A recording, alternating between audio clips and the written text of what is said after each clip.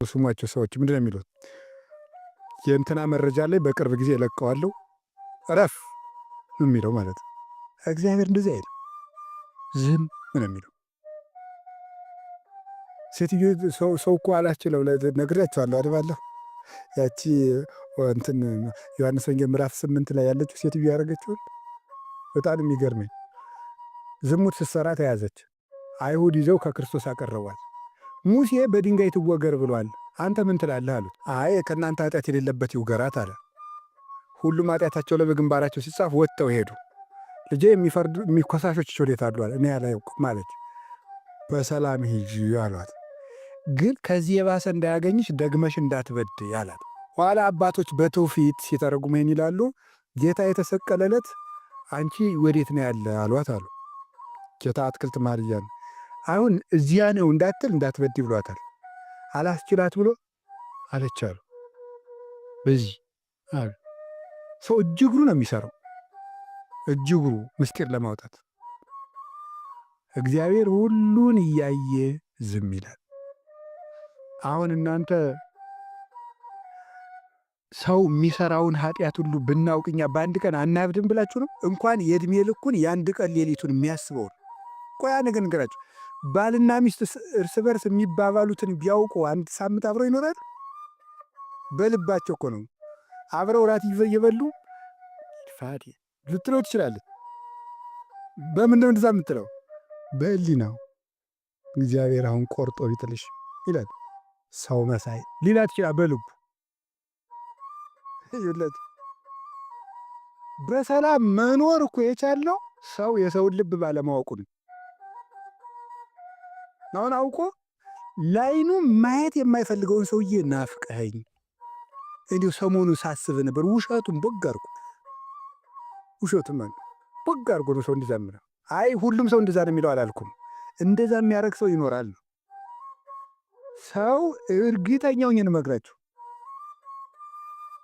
አብሮት ከሚኖረው ሰው ጋር ለአብሮት ለሚኖረው ሰው የማይነግረው ብዙ ቀን የነቀፈው፣ ብዙ ቀን የጠላው፣ ብዙ ቀን የተጸየፈው ብዙ ነገር አለ። የማይነግረው በልቡ የያዘው ያንን ምናልባት ቢተዋወቁ ኑሮ የሚያጣላ፣ የሚያሳብድ፣ የሚያገዳድል ሁላ። እግዚአብሔር ግን ያን እያየ ዝም ይላል። አቤት ትዕግስት በእውነቱ ማለት ነው። እንዲህ አድርጎ ስላለ ምን ወደው እኮ ለዚህ ነው። እስቲ እግዚአብሔር መልካም ነው በሉ። እንደዚህ አድርጎ ስለሚችለን ነው። እያየ ዝም ስለሚ እያወቀ ዝም። አሁን ተደብቆ በቤተ መቅደስ የሚመከረው የሚደረገው ነገር እግዚአብሔርን ትግል መግጠም የሆኑ ብዙ ክፋቶች አሉ። እነዚያን ሁሉ እግዚአብሔር እያየ ዝም ይላል። እያወቀ እንዳላወቀ ዝም ይላል። እዩት እስቲ አሁን በዕለተ ዓርብ ፊቱን ሸፍነው በጥፊ እየመጡ ማነው የመታ ፊትን እስኪ ንገረን ይሉታል። ዝም ዝም፣ ይህም ሁሉ ዝም ይላል። ትዕግስቱ ይገርጥ። እርኩስ ምራቅ ፊቱ ላይ ሲተኙበት ሲተፉበት ምን ዝም። እንደዚህ ያለ ትዕግስት ያለው እግዚአብሔር ምናልባት ምራቅን ትፍ ማለት እንዳይመስላችሁ። እኔና እናንተ የተፋ ነው ብዙ ምራቅ አለ ክርስቶስ ፊት ላይ። ያን ሁሉ አድርገን ዝም። ከቃሉ ጋር ናችሁ እና ስለቻለን ስለታገሰን እግዚአብሔር ምንድን ነው? ምን አላችሁኝ? መልካም ነው። ሌላው ሁለት ነው የቀረኝ። ብዙ ነገር መናገር ይቻላል ስለ እግዚአብሔር መልካምነት። እንግዲህ ወጡን ነግሬያቸዋለሁ። እዚህ በኋላ መጽሐፍ ቅዱስን በደንብ አንብቡ። መጽሐፍ ቅዱስ ስታነቡ እግዚአብሔርን ፍለጋ ነው መሮጥ ያለብን። መጽሐፍ ቅዱስ እግዚአብሔርን የምንፈልግበት ሜዳ ነው እንጂ እውቀት የምንሸመድድበት የእውቀት ክምችት አይደለም። እግዚአብሔርን ነው የምንፈልገው። መጽሐፉ ውስጥ ራሱ መጽሐፍቱን አንብበን ከእግዚአብሔር ለመድረስ ነው። እግዚአብሔርን ደግሞ ማግኘት የምንፈልገው ወደ እነዚህ መልካምነቶቹ መረዳት ስንሄድ ነው። ደስም ይላል። ሕይወታችን ሐዘን የጠፋበት የሚሆንም ይሄ ትዝ ሲለን ነው። ይህን ስናውቅ ነው። ካልሆነ ሁልጊዜ አማራሪዎች ነው የምንሆነው። ሁልጊዜ የጎደለንን እየቆጠርን ከ20 ዓመት የጎደለንን ሁሉ እየቆጠርን በቃ ጭንቅላታችን ስናደመው ነው የምንለው። የእግዚአብሔርን የኔን ስናስብ ግን ደስታ ይሞላናል። እግዚአብሔር ለጠላቶቹ መልካም ነው። እግዚአብሔር ለጠላቶቹ መልካም ነው። ከዚህ ውስጥ የምትጠቅሱት አንዱ ማን ነው? ለማን ነው? ለይሁዳ ያደረገው መልካምነት አንደኛ ይሁዳ ከጌታ ጋር ሲኖር ምንድን ነበር? ሌባ ነው፣ ይሰርቅ። ከጌታ ጋር ሆኖ ሁልጊዜ ከሙዳይ ምጽዋት እያወጣ ይሰርቅ፣ ሌባ ነበር ብሏል ዮሐንስ ወንጌል ምዕራፍ 12 ላይ ሌባ ነው ብሎታል። ስለዚህ ሁልጊዜ እየሰረቀው እያወቀ ዝም ይለው ነበር። አላባረረውም። አንድ ሌባ ብሎ አላዋረደውም። ከጓደኞቹ ማለት ሐዋርያ ተብሎ ደቀ መዝሙር ብሎ እኩል ነው የሚቆጥረው። ስለማያውቀው አይደለም፣ ስለታገሰው መልካም ስለሚያደርጉለት። ከዚያሳ ሊሸጠው ወስኖ ጨርሷል። ከመካከላቸው አንድ ሰው ይሸጠኛል እኔ ነኝ ሲሉ እሱም ይሁዳም አብሮ እኔ ነኝ አለ። አንተ አልክ አለው። አላዋረደውም። ሌባ አላውቅ መስሎ ነው አሁን ወተር ይሸጠኝ አይደለም አላለም። አላዋረደውም፣ ዝም። ሶስተኛስ ደግሞ አይሁድን ይዞ መጥቶ ደግሞ ና ተከተልኝ እያለ በበረከት ያስከተለውን እነዚያን የጌታን ጉንጮች ሄዶ ሳማቸው። ደግሞ መምህር ደህና ነህ አለው። ወዳጄ የሰውን ልጅ በመሳም አሳልፈህ ልትሰጠው ትወዳለህ አለው። ሌላ ምንም አላለው። ርቱዕ ሃይማኖት የሚባል ሊቅ ምን ይላል? ሰው ሆይ የዚያን ጊዜ አንተ ጌታን ሆነ ቢሆን ጠላትህን ምን ታደርጉ ነበር?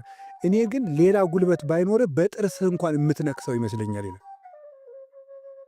እንዴት ታደርግ ነበር? እንደዚያ የሚል ሰው የልቡን ሰርቶ መጥቶ ሲስምህ አንተ ምን ታደርገው ነበር?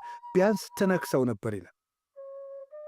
አወኩብህ እንኳን ሳይል ለይሁዳ ይህን ያህል መልካም አድርጎለታል። ንስሐ እንዲገባ ጠርቶታል። እግዚአብሔር ለጠላቶቹ የምሕረት ፀሐይ የሚያወጣ ለጠላቶቹ የምሕረት ዝናብ የሚያዘንብ ነው። ኩኑ እንከ መሐረያነ ከመ ትኩኑ ውሉዶ ለአቡክሙ ዘበሰማያት እስመ አቡክሙ ሰማያዊ ያሰርቅ ፀሐይ ወያዘንም ዝናመ ላዕለ ጻድቃን ወኃጥአን ላዕለ ሄራን ወእኩያን። የሰማይ አባታችሁ ለክፎችም ለደጎችም ዝናምን ያዘንማል ፀሐይን ያወጣልና እናንተም ርኅሩኆቹ ነው፣ ጠላቶቻችሁን ውደዱ ለሰማይ አባታችሁ ልጆቹ ትሆኑ ዘንድ ይላል የማቴዎስ ወንጌል ምዕራፍ 5 ቁጥር 44 ላይ ሲናገር። ስለዚህ ለክፎችም ለደጎችም ፀሐይን ያወጣል ያለው ምሕረቱን ነው። ዝናም ያለው ቸርነቱን ነው። በምስጢር ሥጋው ደሙ ብለውታል ሊቃውንቱ። ለሁሉ ሥጋውን ደሙ ሰጥቷል። ሥጋውን ደሙን የሰጠው ለሰነፍ ነው። ለሰነፉ ሁሉ ለጠላት ሁሉ ሰጥቶታል። ከጎኑ በፈሰሰው ደም አይደል ሌንጊዮን የተባለው ነው የዕውሩን ዓይን ያበራለት። የወጋውን እጅ ዓይን በፈሰሰ ደሙ ይፈውሳል። ይሄ ለጠላቶቹ የሚያደርገው መልካምነቱ ነው። እግዚአብሔር እንኳን ለእኛ ለልጆቹ ለጠላቶቹ ምንድን ነው ዋሉ እንጂ እግዚአብሔር ለጠላቶቹ መልካም ነው። ከቃሉ ጋር ናችሁ። ሌላው እግዚአብሔር በጣም የሚገርመው ትሑት አምላክ ነው። እንደምታውቁት ለምንድን ነው እንደዚህ ያመላችሁ ይመስላችሁ? ለምን ይመስላችኋል?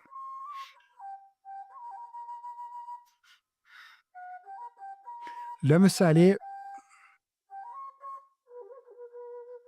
አንድ ሰው የአንድ ደብር አለቃ አለ። ስሙ መላከ ሰላም ቢሆን እና ደግሞ አንዱ ቄስ ብድግ ብሎ እኔም መላከ ሰላም እባላለሁ ቢል በዚያ ደብር ስም ማኅተም ቢያስቀርጽ ይናደዳል አይናደድም? ንገሩ እንጂ። አቤት ይናደዳል። በእኔ ስም ነው እንጂ በአንተ ስም ምን ማለት የለበትም። አቤት መጠራት የለበትም። ወንጌል የማን ሕግ ነው? አቤት የመጀመሪያው ወንጌል የማን ወንጌል ነው የሚባለው? የማቴዎስ ወንጌል ነው የሚባለው። ግን የማን ሕግ ነው? ይህ እኮ የክርስቶስ ልግስና ነው። ማን የእግዚአብሔርን ሕግ በሰው ሕግ የሚጠራ? ማቴዎስ ወንጌል ምዕራፍ 19 ላይ ምንድን ነው ያለው? እንዴ መፋታት ይፈቀዳል አሉት። አይፈቀድም። ታዲያ ካልተፈቀደ ሙሴ ሚስቲቱ ክፉ ከሰራች ክፋቷን አንብቦ ይፍታት ለምን አለ? የምትፈታበትን ኃጢአቷን አንብቦ ይፍታል ለምን አለ? ሙሴስ እንደዚህ ያላችሁ ስለ ልባችሁ ምንድን ነው አለ? ግን ያን ሕግ የሰራው ሙሴ ነው እግዚአብሔር ነው? እና ሙሴ አላችሁ ለምንድን የሚለው የእግዚአብሔርን ሕግ የማን ሕግ ብሎ እየጠራው ነው? የሙሴ ሕግ ብሎ ጠራው። ይሄ ምንድን ነው? በእኔ ስም ተጠራችሁበት፣ ይሄ የእኔ ስም ነው፣ ስም ለይተህ ጥራ አይልም። ከቃሉ ጋር ናቸው። ያው የማቴዎስ ወንጌል፣ የማርቆስ ወንጌል፣ የክርስቶስ ወንጌል ነው እኮ ወንጌሉ የእግዚአብሔር ወንጌል ነው። ግን የማቴዎስ ወንጌል ተብሎ ሲጠሩበት እሱ ምንም ለጋስ ምንም ስሜን የምንጠጋጠጋ ነው አይልም። ክርስቲያን ማለት እኮ ክርስቶስ የሚለውን ስም የተጠጋ ነው። በዚህም ደስተኛ ነው እግዚአብሔር እና ትሁት ነው። ይሄ የኔ ነው እንደምን እንደዚህ ያደርጋችሁ አይደለም። ይገርመኛል። ቅዱስ ዮሐንስ ወንጌል ላይ እንደምታነቡት አሁን ለምሳሌ አንድ ሰው መጥቶ እናንተ የአንድ ዞን አስተዳዳሪ ብትሆኑና ዘበኛ እንኳን ደህና መጣ ቢላችሁም ትላለን፣ አትናደዱ? ፍርድ ቤት ውስጥ ለፍርድ ቁማችሁ ምን መሰለ ፖሊስ ብትሉት ፍርድ ቤቱን የፍርድ ቤቱን ስርዓት ባለማክበር አውጣና ዝጋልኝ፣ ፍርድ ቤቱን ፖሊስ ብሎ በመጥራት ይላል አይልም? ይላል እንጂ እንዴት ነው ይላል? እንዴት ነው የማይል? ጳጳሱን ሄዳችሁ ቄሴ እንደምን ዋሉ ብትሉስ ልክ አይደለም። እሺ ምን የመሰለውን ያምሞ ጠምጥሞ የተቀመጠውን ቄስ ዲያቆናም አበሉት፣ ይናደዳል በስሙ ካልጠራችሁት። ጌታ እንደዚህ አይልም። ሰው ማዳን ነው የሚፈልገው። ኒቆዲሞስ ለምሳሌ ምንድን ነው ያለው? ዮሐንስ ወንጌል ምዕራፍ 3 ላይ መምህር ነአምር ከመ እምኀበ እግዚአብሔር መጻእከ ዋሎ ዘይገብር ግብረ ዘአንተ ትገብር ዘእንበለ እግዚአብሔር ምስሌሁ። እግዚአብሔር ካደረበት ሰው በቀር አንተ የምትሰራውን የሚሰራ የለም መምህር አለው። አንተ የምትሰራውን የሚሰራ የለም እግዚአብሔር ካደረበት ሰው በቀር አለ። መምህር ወይ አለው። የመምህራንን ጌታ አንተ አስተካክለህ ጥራ። ምን ያልታረመ ነው? አየህ እኔ ጌታ ነኝ አላለም። እሱ አይደለም ያሳሰበው፣ ኒቆዲሙስን ማዳን ነው ያሳሰበው። ከዛ ምን አለው? ቶበል አንተው አለው አማን አማን እብለክሙ ዘኢተወልደ ዳግመ ይሬአ ያለ መንግሥተ እግዚአብሔር። ዳግመኛ ያልተወለደ ሰው ወደ መንግሥተ እግዚአብሔር አይገባም አለው። በውስጠ ውሳጤ ግን ነግሮታል። ከኔ በመንፈስ ቅዱስ ካልተወለድክ የኔ ጌትነት አይገባህም እያለው ነው። ወደ እግዚአብሔር መንግሥት አዎ ጌትነቴን አታውም፣ ገና አልተወለድክም አለው። ከግላ ወሬት አልተላቀቅክም አለው።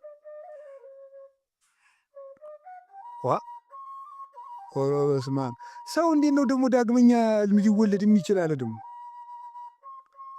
እንደዚህ ሲለው አንተ እዚህ ደግመህ ትጸነሳለህ አላልኩም፣ በዚያ አትጃጃል አላለው። ምን ይላል? ደግመህ ትጸነሳለህ ብየዋለሁ። ይክል ነው በሲም ድረ ልቀ በአው ገበያ ውስጥ ተከርሰሙ የተወለድ ዳግመ ሰው ካደገ በኋላ መልሶ ተጸንሶ ሊወለድ አለ ኒቆዲሞስ። እሱ ምን አለው? አንተ እንደሱ አይደለም እምልህ፣ ለምን እንደዚህ የምታስበው አላለው። ዘየተወልደ ዳግመ እማይ ወመንፈስ ቅዱስ እየበው ውስጥ መንግሥት እግዚአብሔር ከውሃና ከመንፈስ ቅዱስ ካልተወለደ በስተቀር ሰው ወደ እግዚአብሔር መንግሥት አይገባም አለው። ቀስ አድርጎ ወደዚያ ነው የሚወስደው። ስለ ክብሩ አልተከራከርም። መጀመሪያ ማን እንደሚያነጋግር እወቅ አላለም።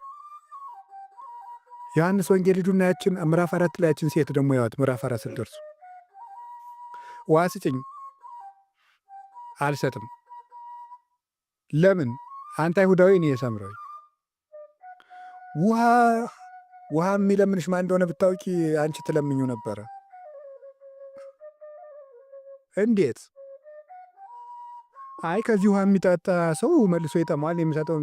አንተ በእውነቱ ይህን ጉድጓድ ከሰጠን ከያዕቆብ ትበልጣለህ። ይህ ስድብ ነው። ኧረ ድፍረት! ያዕቆብ እኔ የፈጠርኩት አንድ ተራ ሰው ነው። እኔ የዓለም ጌታ ነኝ። አንቺ ሴት ረፊ እንደዚህ አላለም። አይ ከዚህ ውሃ የሚጠጣ ይጠማል። ያዕቆብን ተይው ምናምን መልሶ አልተከራከረም። እኔ ከምሰጠው የሚጠጣ ግን አይጠማም። ያን ውሃ ስጠኝ፣ አልሰጥም፣ ኋላ ሰጥሻለሁ። የለም ባልሽን ጥሪና አለች። ጉዳዩ እግዚአብሔር ሰውን ማዳን ነው እንጂ ክብር ማስጠበቅ ላይ አይደለም የሚያተኩረው። እንደ ዳኞች በግርግርም በምንም አዋጅ አውጁ የሚል አይደለም። ሰው ፍለጋ ነው የመጣው። ሰውን ማዳን ስለሚፈልግ መልካሙ እረኛ ነኝ አይደል ያለ። መልካም እረኛ ይሏችኋል። በበጎቹ በረት የሚወለደው ነው። በከብቶች በረት የተወለደ እረኛ የታችሁ ታውቃላችሁ? የለም። ከቤት ተወልዶ ከብቶችን የሚጠብቅ ነው የምናውቀው። መልካሙ እረኛ ግን በበጎቹ መሃል ተወለደ። እረኛ ማለት ይሄ ነው፣ ትሁት እረኛ። ስለዚህ እኮ ነው ምን አለ? አነ ውእቱ ኖላዊ ኄር፣ ቸር እረኛ መልካም እረኛ እኔ ነኝ አለ። መልካም እረኛስ የበጎቹን ቆዳቸውን ሽጬ ፀጉራቸውን ሸልቼ ልልበስ፣ ስጋቸውን አርጄ ልብላ አይልም። ወኖላዊሰ ኄር ይሜጡ ነፍሶ ቤዛ ነፍሰ አባግኢሁ። መልካም እረኛ ሰውነቱን ለበጎቹ አሳልፎ ይሰጣል። ይሄ ነው መልካም እረኛችን። በመሥዋዕት የተገለጠ እረኛ፣ ለበጎቹ የተሰዋ እረኛ። እሱ ብቻ አይደለም፣ ለበጎቹ ምግብ የሆናቸው እረኛ። በግ እረኛ በግን ቢወዳት ቅጠል ያበላታል እንጂ ስጋውን አያበላትም። ውሃ ያጠጣታል እንጂ ደሙን አያጠጣትም። የገዛ ስጋውን የሚያበላ የገዛ ደሙን የሚያጠጣ እረኛ፣ መልካም እረኛ እርሱ ክርስቶስ ይባላል።